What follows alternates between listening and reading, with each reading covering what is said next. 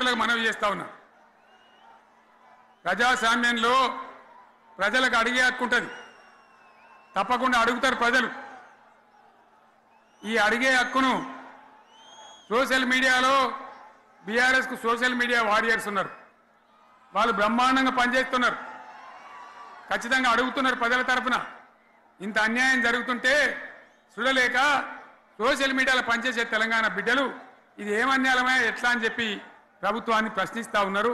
ప్రజలకు మద్దతుగా నిలబడతా ఉన్నారు. వాళ్ళ మీద కేసులు, వాళ్ళని పట్టుకపోవడు.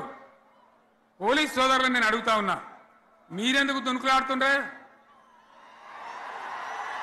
మీకేమక్కడ వచ్చింది? మీకొక్కటి చెప్తున్నా నేను, గ్యారంటీగా పోలీసు మిత్రులారా, ఇవాళ పోయి రాత్రి మీ డైరీలలో రాసుకోండి. మీ డైరీలలో రాసి పెట్టుకోండి.